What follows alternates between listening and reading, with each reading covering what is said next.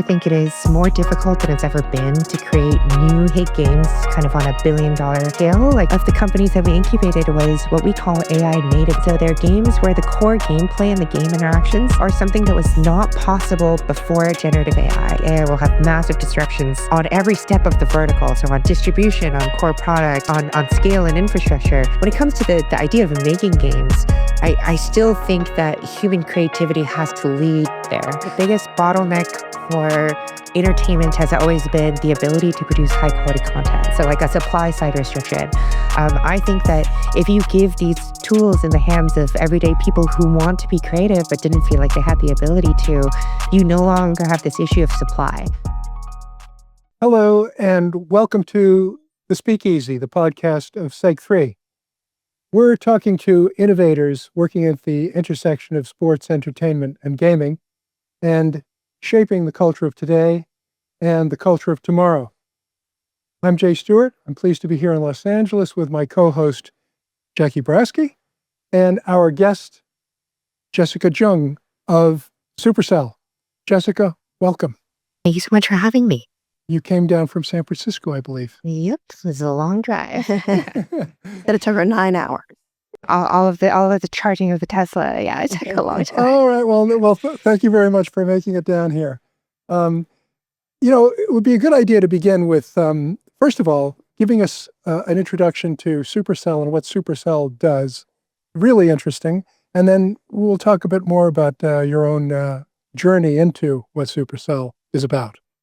Yeah, so Supercell is one of the largest and most profitable mobile gaming companies in the space. It's been around since, I believe, 2010, but I think the company is most notable for some of its really well-performing mobile games such as Clash of Clans, Brawl Stars, and of course, most recently, Clash Royale. I think that the statistic that I use most often is that Clash of Clans has been around, I think, since 2012, so bordering on 13 years, and has generated more than $10 billion in cumulative revenue since then.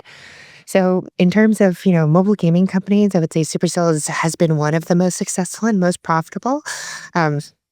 So since then, I think Supercell kind of burst onto the scene back kind of as a progenitor to the mobile kind of live ops and free-to-play era, which is, really defining gaming today.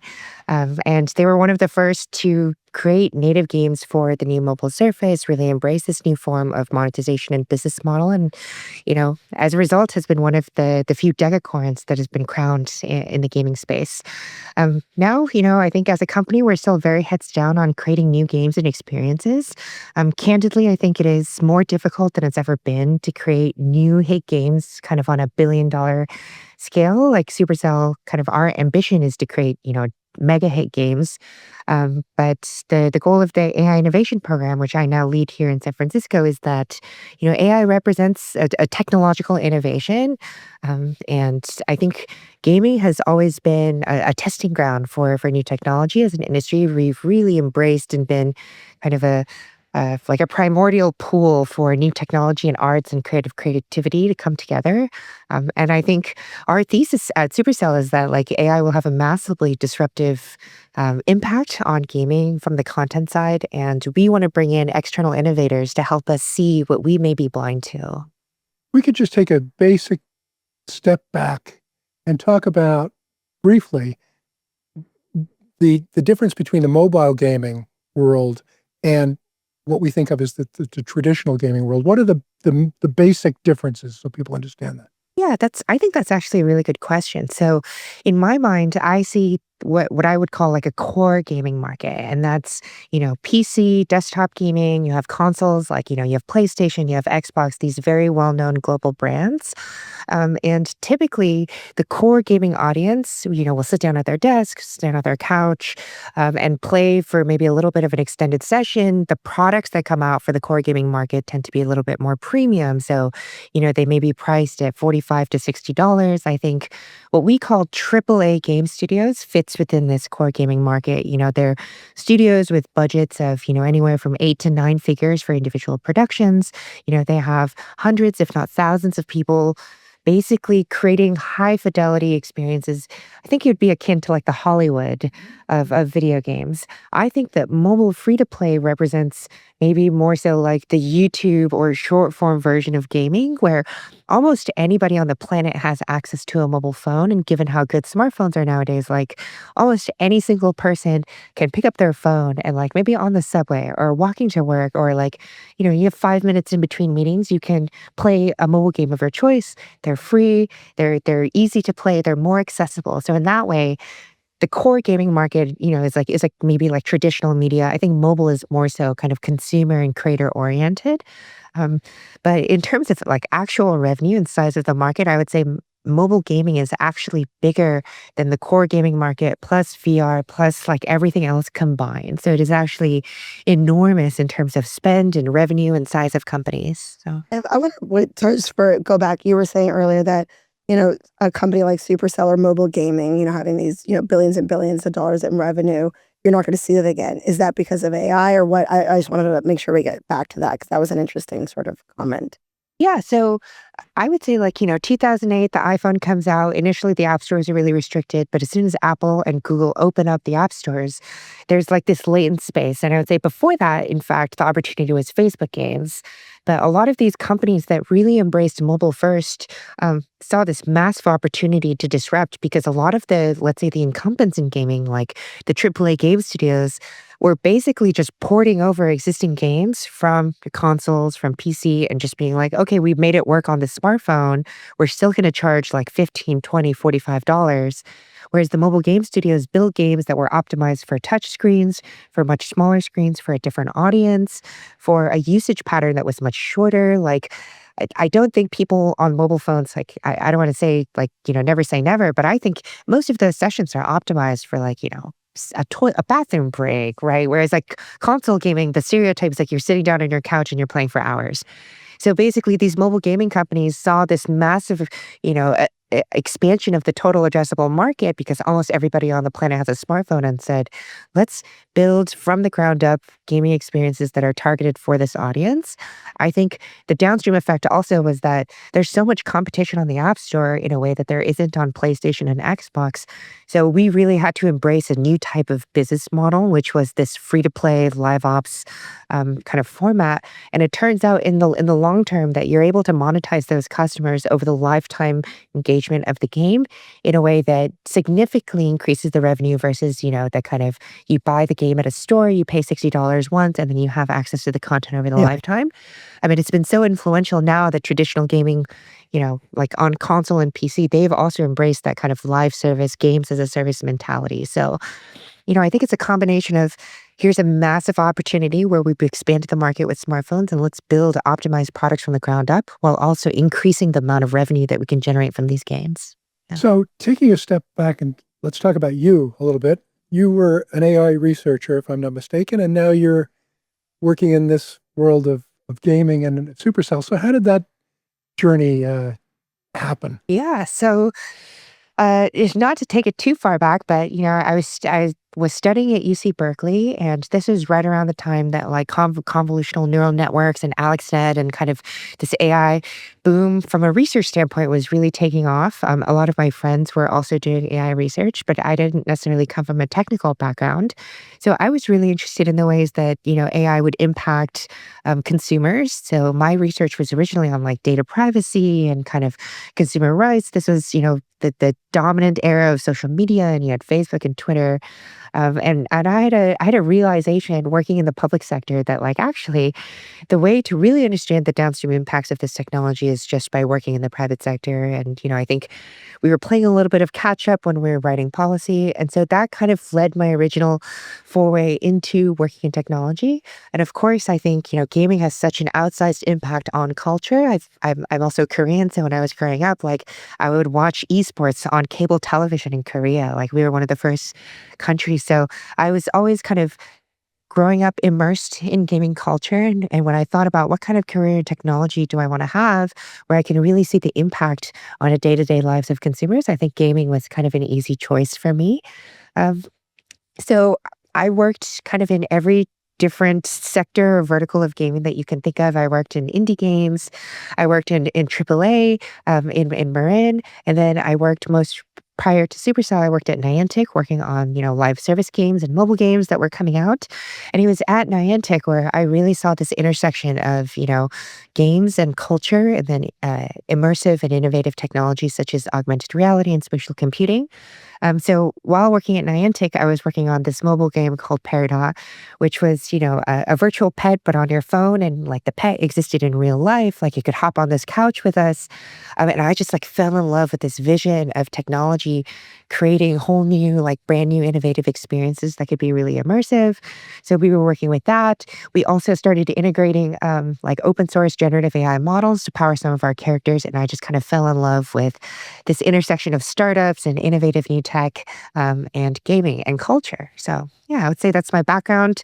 After Niantic sold its games business to Scopely, I was a founder with my technical counterpart from Niantic, and life got in the way, and we were just kind of at a crossroads of what to do with the company when Supercell reached out and said, "Hey, we're really doubling down on AI. We really want to set up this kind of innovative new space for founders and like-minded folks from the startup world to work in games." And it was an offer that I couldn't refuse. So how does AI fit into this picture? I mean, why AI?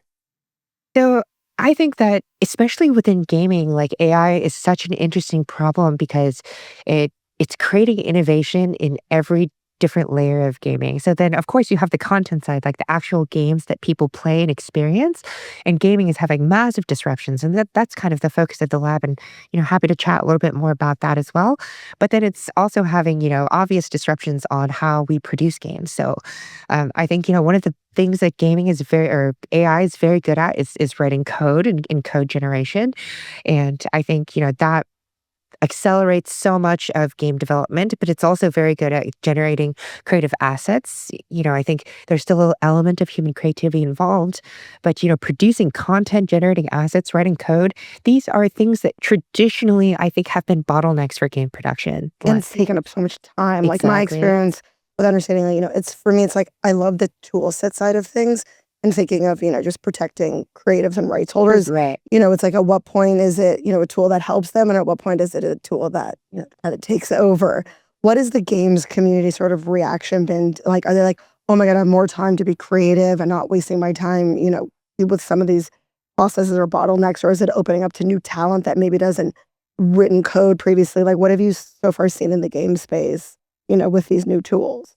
I would say overall, I do feel like the reaction has not necessarily been the most positive, and I think it's understandable for creatives and folks who work in the industry. I think overall it's just kind of a challenging time for games in general. Capital markets have dried up. I think fewer studios are willing to take creative risks and are more willing to embrace things like franchises and sequels. But I don't think that's unique to gaming. I think that while there is a broader sentiment around this kind of disruptive technology, of course, like disruption and innovation is very difficult. I think I do think there's an undercurrent of professionals who are emboldened by exactly what you said, like by the tool set, by the kind of the acceleration and development of folks who couldn't write code, who are now like in a place where they can generate tons of code. And a lot of it is maybe not, it's not going to be like the top 1% of code, but it is like perfectly fine. And then you have human reviewers who come in and all of a sudden you have things that would take, a 200-person team that could be done by a team of 25, or you have an indie game team who's struggling to produce all the content they need to deliver value for their players. And now a team of 1 to 3 people can build that experience, in under a year. I think we've seen some indie games come out on Steam this year that have sold, over 2 million copies, and those games were developed by one person in Yeah, under 9 months. that's So, crazy. like, the amount of capability that it unlocks for small teams and creatives, like, I think that's just fundamentally true, but it's getting overshadowed by the broader narratives about how difficult the industry, like, how difficult of a time the industry is having, and I think for good reason, but, Yeah. you know, like anything that's innovative and disruptive, like, it will take an adjustment period. But do you think there's like greater opportunity for those small, somebody sitting at home who wants to create their own game and doesn't have the capital, like they can now do that. And maybe through that creation, we'll sort of see, you know, better games, while the larger studios probably get a little more freaked out. Yeah. I would say, like, in my opinion, the biggest bottleneck for entertainment has always been the ability to produce high quality content. So, like a supply side restriction. I think that if you give these tools in the hands of everyday people who want to be creative but didn't feel like they had the ability to, you no longer have this issue of supply. Granted, like that means when you have a ton of supply of games, like not all of it's going to be good. And we've seen that even before AI with mobile and even on like Steam and like early access. I mean, that's just the nature of it. You democratize creation, you'll inevitably get a ton of stuff that's not necessarily good. But my belief is that the best experiences will inevitably rise to the top. And maybe that's the next layer of problems that the industry has to solve. It's like, okay, we have all of this content. Now the question is, how do we get the best content in front of the right people? So, like, discovery, I think, is maybe You the kind next of need the layer. AI slop for the good stuff to kind of rise above and see what Exactly, kind of comes out. exactly. Yeah. So Supercell, in incubating this talent, incubating the developers and making it more possible for them to develop these games, then Supercell serves as, in terms of its distribution, it selects the games that it wants to Yeah. take forward. I mean, what does that process look like? So maybe I can like step back a little Yeah. bit and describe the program. So Supercell just created this AI Innovation Lab program. We ran a pilot of it originally in Helsinki in Europe, close to headquarters. So Supercell is a Finnish-based company headquartered in Helsinki. So we did a pilot in February just to test out the concept. And then we became really invested and saw a lot of latent potential. So that's when I was brought on to the team. Full-time. I'm based in San Francisco. And we just actually last week wrapped the first ever cohort for the San Francisco AI Innovation Lab. And the idea is that we are an incubator program bringing in the top founders and builders from actually all over the world. And I'll talk about that a little bit. But it's external startups building in AI and games. So, like 1 to 3 people, the best talent in games, creative, and of course, AI and technology. And we'll bring them in. Basically, no strings attached. Like, we don't ask for any equity upfront. We don't have any fees, which I think is very generous compared to other, startup accelerator programs. And then, they just build and experiment within our lab. I think we encourage failing. In fact, like one of the things that we at Supercell do is like we pop champagne every time we fail. So the goal of bringing in all these startups is like we're giving everybody a playground to experiment and play with new tools. For this most recent cohort, the focus of the companies that we incubated was what we call AI native games. So they're games where the core gameplay and the game interactions are something that was not possible before generative AI. So it's not just like, we've built games that we've accelerated production with AI. I think a lot of teams are doing that. What we're looking for is like, this is a type of game that could not have existed, or entirely new categories of entertainment products. So what would that look like? Can you describe that? Yeah. So I mean, like, I think you have an existing game loop, and then, like, let's say, oh, AI generates that content. I think that game loop has already existed.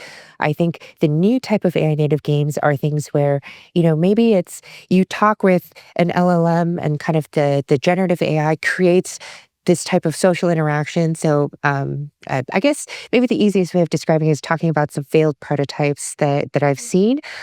We've had one where like you hop on a voice call, and the goal of the game is that you're like a shady like scam caller, which maybe is not the best approach, but it's you have these fake products, and using your voice and different type of interaction modalities, you have to convince these non-playable characters that it's like, oh, hey, madam, like, do you want to buy these, like, alien health supplements that are going to do all these, like, wondrous things for you?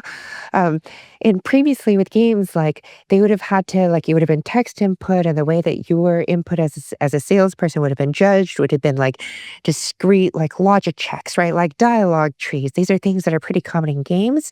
But I think with this new type of game, not only do you have voice as an input modality, you can have people doing whole different kinds of improvisational speech, kind of like improv comedians. And then you have an AI that is able to intake all of this complex user input and then respond in a way that like an actual person on the phone would. And like to do all of that before, like, I don't even think you could get the kind of complexity of the input or the response, or you'd have had to have a writer's room of like 200 people, manually writing out every possible response, let alone trying to account for almost an infinite combination of words and speeches that, a player could give off. Not to mention the tone, the kind of the delivery that we can grade people on. It's like, it could be like, oh, how scammy or how trustworthy do you sound just based on the voice? I think that's a type of game interaction that was not possible Do you before. think consumers and game players are wanting this, type of gameplay? I would say that, of course, when players see that, there's like generative AI used in games, they may feel a type of way about it. I think fundamentally, if the game is fun and it's That's all they care compelling, about. that's Yeah. all they care That about. one sounds like fun. Yeah, Yeah. absolutely. Yeah, yeah, yeah. I think, there's lots of learnings from prototypes like that. We ended up killing that one just because I don't think people are very good at conversations in general. Like people struggle with having conversations. So then being That's like, why they play games, so they don't have to have exactly, conversations. exactly. Yeah. And so when you're like, okay, so now for fun, you're going to have a conversation where you're in a high pressure sales call. I don't necessarily think that's for Yeah. everybody, right? Yeah. I gotta work now, yeah. I think what are the type of games you're seeing? Have you seen any like big games that maybe we haven't heard of or consumers haven't heard of that, are starting to really use AI and lean in that's been successful, or is it still super early days? So definitely still super early days. I think we're just turning the corner on existing game studios leveraging generative AI within their kind of Mhm. development pipelines. Yeah. So an example that I can give is a game called Arc Raiders, which is from Embark Studios, which are, is a studio made up of veterans from EA and DICE over in Europe. And it's really embracing this very popular kind of first person shooter format. But it's not an AI native game, but I would say it's notable because it's a game that uses machine learning to train like its enemies to like intelligently navigate this like 3D space. So it's not even quite generative AI, but of course it uses generative AI here and there. But I would say that's notable because it's a game that has it's been massively successful, has like hundreds of thousands of concurrent players. It's put out by a AAA studio. It's picking up a lot of traction on Steam. It's nominated at the Game Awards, things like that. So that's like a very mainstream core gaming title that's done super well, that's AAA, it's very notable, that has AI. So like we're at the first stage of Yeah. these, big companies embracing it, and that's one of the first commercially available. In terms of like actually successful AI native games, I think we're still a very long way out. I do think there have been a lot more experiments done in Asia. So in China in particular, China is Mhm. a huge gaming market and they're very bullish on AI. It helps that they have a very strong domestic AI research industry, of course, with companies like DeepSeek leading kind of frontier models. But yeah, I almost wonder if it's because they have super apps, like WeChat and Weibo that have Mhm. like concentrations of hundreds of millions of users, so they can deploy AI features and test very, very quickly. And I think Chinese consumers may be more accustomed to AI features than Western consumers, so they've done more explorations in that space. But yeah, frankly, I think it's a little bit too early to tell. And, obviously I come from the music world and, every label and all these AI music companies are all suing each other and settling. And same, obviously the writer strike, half of the writer strike was all about, protecting IP. In the game space, what is like the big legal concern, that is like freaking people out? So I would probably say that the big concern is not that dissimilar from other concerns that we've already had, which is intellectual property Mhm. infringement. So, just as a quick aside, like Roblox is a huge platform for games, especially for teens. But if any AAA developer, including Supercell, to be honest, if we go on Roblox, like there are going to be Clash Royale copycats, there's going to be Clash of Clans copycats.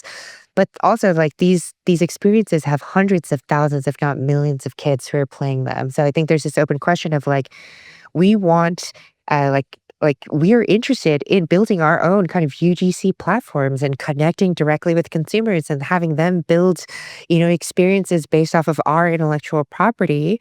Um, but like, what is the best way to do that, especially if there's already an audience on other platforms like Roblox? Um, So, I mean, yeah, I think there's lots of open questions again about like if AI democratizes these tools for creations into the hands of players, but they're trained on existing content. Does that mean any person can recreate a Supercell game overnight and publish it and make money off of it using And our assets? and what So, is that line when it's like, is it 51% created with, a generative art? That is that the problem? And usually we have that same, what is the fine line? And I think we're finding it all out in real time. right. I think a great example of this would be a game called Pal World, which takes basically the concept of Pokemon and you have all these notable Pokemon, but instead of like they're cute and you catch them and you battle them, they said like, let's take Pokemon and give them guns and make them like build forts and make them, create factory machinery and let players fight with each other. And there's pending legal disputes going on between the creators of Power World and Nintendo, but I think that's an instance of like they've remixed the most popular entertainment IP on the planet, targeted for a different kind of audience, and Yeah. they've been massively successful. So I think there's this question of like we have these successful IP franchises. What does the future look like if anybody can remix them and put their own spin on them and ship their own, successful multi-million-dollar products? So yeah, I think it's kind of a wild west out there. Now, whereabouts in the actual pipeline does AI have the biggest impact now? You were saying that it can streamline production and it can make things easier, it can speed it up. But what would be the particular places where that would happen? So I think for me, just I'll just go through the ones that to me are fairly obvious. So just writing code. Like oftentimes when games are starting out, you start with an existing framework. So you mentally map and you say, oh, I'm going to build an RPG or I'm going to build a match three like Candy Crush or I'm going to build, a first person shooter. So based off of that, oftentimes there's just like boilerplate development that you can do. It's like we're starting with the same projects so we can import the same libraries. I think a lot of that tedious work for setting up new projects can just be done by code or by AI agents who write code. So I think from a coding and software engineering perspective, AI is already making massive disruptions. One person can run 10 agents who are coding simultaneously. So I think that's a bit obvious. I think there's another layer where you can have custom models that are creating generative AI workflows to develop assets. I think 2D from the AI perspective has mostly been solved at this point. Any type of 2D assets you want to generate can be generated. They're already plugging into existing development tools like Unity or Unreal Engine.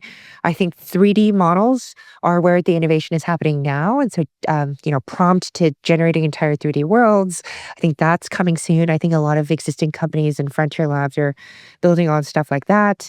And then soon, I think you're going to have generated 2D and video into entire 3D worlds. So that's like foundational models that are building, interactive 3D, like not just assets, but 3D worlds and 3D environments at the same time. So from an asset generation standpoint, I think there's a huge kind of acceleration there. Um, I still think that there is a bottleneck on design. So I don't think AI is going to replace people when it comes to creativity or game design. I think game design is actually one of those things where most companies and teams that I've seen really that's where the innovation happens because that's where the locus of the fun really is. And so I think that what AI can do for game designers is enable them to prototype and build stuff even faster. So, for instance, with Gemini and Google Studio, which we're in conversations with that team, like you can build a prototype, like basically, a not quite as good looking version of like League of Legends, for instance. You can build a prototype of that in Gemini in like half a day. So Brazen. you could Yeah. be like, "Oh, I want here's a game genre, here's the game mechanics, here's my spin on it, and I wanna test out if it's fun." Using prompts and then, of course, a little bit of engineering and design, you can spin up a playable demo for you and your friends in an afternoon, and you can really say like, "Oh, is this fun or not?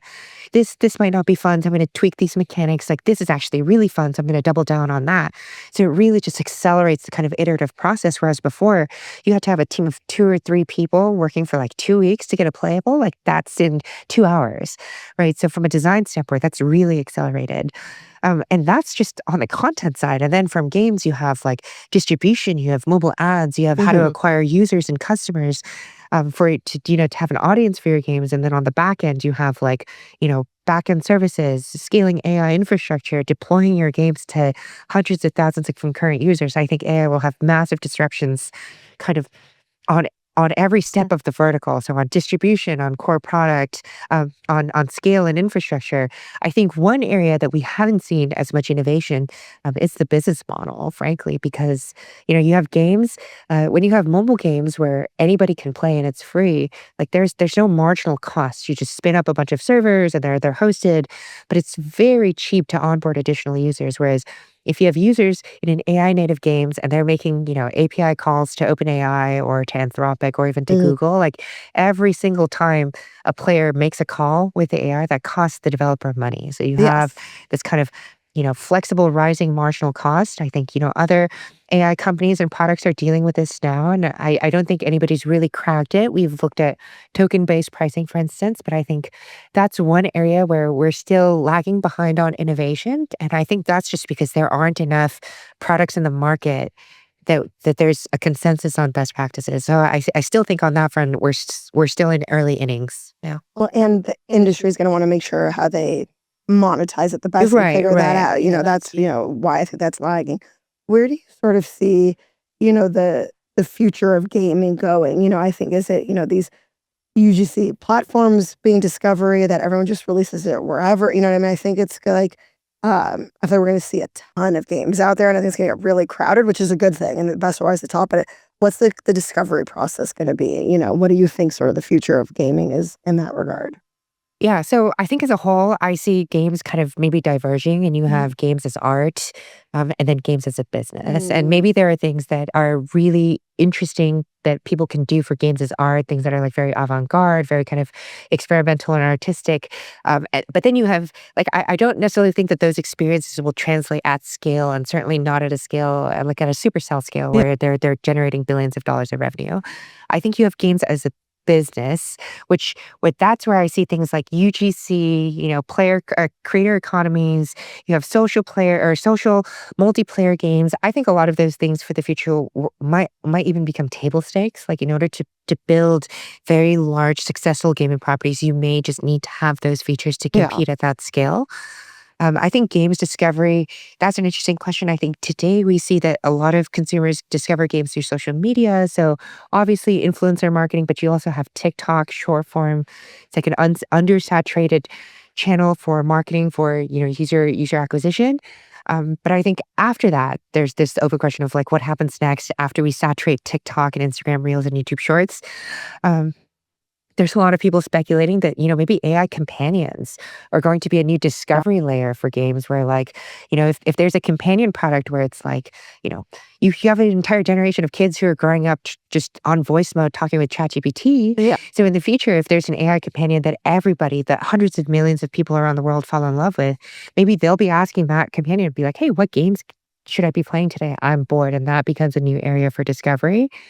I think, in fact, there's entirely new categories for entertainment that maybe traditional games publishers and frankly, maybe even ourselves here at Supercell that we're undervaluing, which is like you have short form entertainment. Maybe we're undervaluing interactive short form, right? Yes. There's Right. like this entire trend in Japan and Asia and China called micro dramas, which are Mhm. basically reality TV, but in like Instagram stories. And that's really taking off. And so we think like, is there something there that the gaming Bring can, back Quibi. right, right, right. I mean, but honestly, right, that's like massively multiplayer, socially engaged, short session games. And in some ways, it's the same kind of usage pattern as mobile games. So I think, the jury's out on what exactly it might look like. But I think what's important for us is that we have to be open minded and we can't just say, like, interactive short form, like, that's not a game. I think that's exactly the type of closed minded attitude that allowed Supercell to come in and disrupt traditional gaming incumbents with mobile and free to play. And so I think we're just trying, honestly, we're like looking at everything. Yeah. What about the supplier side of the AI technology and the AI infrastructure? Have you noticed any changes there? I mean, we know about ChatGPT and so on. You mentioned DeepSeek before. Is this business? Is it competitive? Are there challengers? Is it changing? Is it evolving, or is it becoming more monopolistic or less monopolistic? So I would say as a whole, like inference is being rapidly becoming commoditized. Like some of the open source models that are available today are basically kind of on their cutting edge and have frontier level capabilities when it comes to intelligence.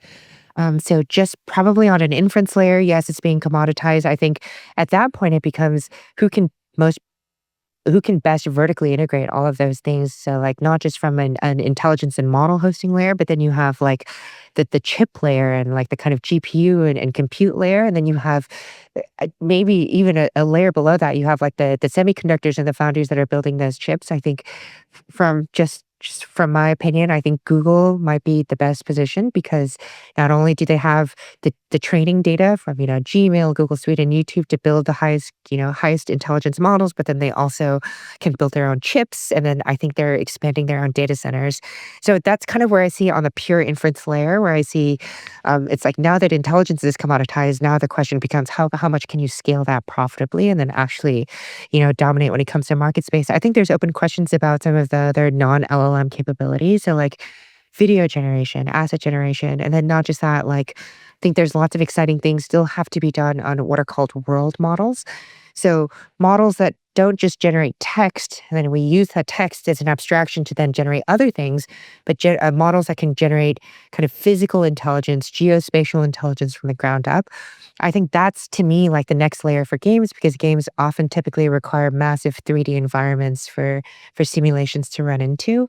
Um, 'Cause, yeah, I would say on the frontier model side, there's lots of competition and like the bigger players, like the hyperscalers, people like Microsoft and Google, like I think maybe they will be the biggest benefits of this like AI revolution boom. But I still think there's very competitive races to be had on, video generation, on 2D, 3D asset generation, particularly for those use cases that are verticalized for industries like gaming that have very specific needs and aren't necessarily like the models that work best for consumers like ChatGPT and like general purpose knowledge work, they're not necessarily the best for some very specific use cases. And I think the startups and the companies that build the best technology is that's not just going to be about the raw capability, but how best it fits into existing workflows, like for various verticals. So I think it's still very competitive there. What about the decision-making process? As you mentioned, if you had a game that came along, it was an interesting game, it looked like fun, but then you decided, well, that one isn't really, going to fly. It doesn't really make much sense. So what does Supercell's decision-making process look like when it comes to saying, here's something created by AI? Are you going to have AI deciding that the AI products are the right ones or the wrong ones? Yeah. So I love that question first and foremost. I do think there's a lot of industries where maybe, frankly, like AI can eliminate human bias and like our own kind of preconceived notions. But I think games are fundamental. But can it though? Because if it's learning on human emotion, like I feel that's it. I mean, we probably go on for this hours, but I think the bias, like you're learning our biases. Like, how do you actually not have that? Yeah, so I think it's a question of like what types of decisions are Yeah. people making. I think if there's like objective decisions that have to be made where humans are more likely to be swayed by emotion, maybe Mhm. AI is better at parsing a lot of Oh, that. yeah, I guess the motion Um, part, yeah. but I think like games are fundamentally kind of an emotive experience. Like the games that do well are in a way very subjective experiences. And as a human beings, like machines aren't going to play games. We're going to play games, Yes. and we're the ones that decide like, oh, is this game fun for me? Does this move me or like bring out emotions in me? So I think to some degree, like when it comes to the idea of making games, I still think that human creativity has to lead there. Um, AI is very good at recreating things in game loops that it's already seen and been trained on before. But I think games are fundamentally about a game designer or a game director having an intuition and saying, I have this complete vision for this type of game that I want to make. And oftentimes, like when consumers and gamers tell you like, oh, I want this type of game, like I don't necessarily think they want that type of game, but there's some kind of latent pent up demand and where very creative or, like somebody like a Hideo Kojima comes along and says like, this is my vision for a game. Mhm. People are gonna be like, I didn't even know I wanted this game, but I Yeah. do. And so I think when it comes to the process of making decisions, you still need to have a human being with a creative vision to say like this is my vision for it and AI helps me accelerate that and bring that to life. I think what we've seen in our incubation program is that the best startups who oftentimes have the most fun games are highly creative, highly opinionated people who say like this is what I think a fun game is. and they have really good taste and kind of subjective awareness of what the market and what consumers will like, and they lead with their gut first. And then they build games and prototypes using AI, and then they test those with audiences and see how they react. But because we're still so early, we really need a kind of intuitive sense for this is fun and this isn't. And I think that's actually really good for a company like Supercell because fundamentally, Supercell is known in the industry for having a very kind of decentralized, flat structure. So, Supercell CEO Ilka, he has a quote that says he's the least powerful CEO on the planet because he doesn't tell any of these teams when they get to greenlight themselves or when to sunset their own games. So, oftentimes, you know, the best part about Supercell are these small autonomous game teams that make these kind of decisions. And these decisions are initially based off of pure conviction that are then validated through data. And I think this idea of creative conviction is something that's not going to go away with AI, especially in a creative industry. That's super positive. And Yeah. it's good to hear that. Yeah. Is there anything that stands as an obstacle for AI just becoming bigger and bigger in games? Is there anything that you would think that could hold back this general direction? You said it's early days. Is there anything that's going to slow it, or are we Um, just going to see it more and more and more yeah. taking over? I think in general, like one thing that's been tough is that like capital markets and gaming have dried up. I think, from like COVID was obviously a massive boom for gaming and I'm sure like a lot of other entertainment industries. And so as part of that boom, I think you saw a lot of venture capital or just capital in general from a variety of sources. What used to be publishers like only in the past was publishers, then you had venture capital, you had private equity, you have all of these different players kind of coming into gaming. I think that that wave of funding has kind of dried up, and so you have a lot of studios who, because of different limitations, because of labor costs and things like that, have really had to pare down kind of their creative ambitions and make smaller projects and take less risks. So on that front, I think it's kind of a double-edged sword because it kind of constrains the possibility space and it prevents creatives from imagining the type of products that they'd want to build. But at the same time, I think constraints are good. If you need to be capital efficient, that means like the best companies tend to survive and the ones that are most resourceful and can make the most out of kind of creative parameters. And honestly, like know how to validate their products and concepts in market before, creating creating projects with hundreds of millions of dollars in development budget that frankly, maybe nobody wanted in the first place. And maybe that sounds a little bit callous, but I think as an industry, we need to realize that we need to be better at validating the products and like actually making stuff that people want. So I think kind of as a whole, the gaming industry, I think is kind of reorienting itself towards this type of new business landscape. And I think maybe that will slow it down just a little bit because there's not as many players who are willing to take risks. Frankly, I think that's kind of what we're trying to do at Supercell is provide a safe space for mavericks who really want to experiment with new technologies. And that's why I think we offer such a generous program. I think on the other hand, there's also this broader kind of negative consumer sentiment to AI that the gaming industry is really going to have to reckon with. I think this is not just something that we can sweep under the rug and say like, oh, eventually they'll come around to it. I think fundamentally what's going to be the solution is that like a company will make something that will break through into the mainstream and it's going to be fun, but in a radically novel and different way. But it's going to be so fun and so engaging that consumers just simply will not care. Like at the end of the day, like it's a game, it needs to be fun, it needs to capture their attention. And if it happens to be an AI native game, which as a company, we're very bullish on that thesis, like if it happens to be an AI native game and it goes mainstream, then I think everybody will be like, oh, it'll been so obvious from the very beginning that this was the play. So you're an optimist. Oh yeah, absolutely, absolutely an optimist. Like if you have something like if you see what young kids are doing with AI and they're building games, like the amount of developers that I've heard been like, yeah, I get to build games with my 7-year-old Yeah. and build a game of their dreams as a parent and child. Like, how can you not say that that's revolutionary and can create compelling new experiences that we've never seen before? Yeah. Well, thank you very much, Jessica. That was a very thought-provoking session, also one that will require some thought from the people to follow exactly what it is happening because a real deep dive and really fascinating. Thank you for joining us. I learned a lot. Yeah, I learned a lot. I learned a lot, Yeah, and I'm happy sure to be everyone here. Yeah. who's watching will learn a lot. Thank you for joining us, and thank you for watching the podcast, and I hope you watch this one carefully. You might even want to watch it a couple of times. And join us again for the next Speakeasy.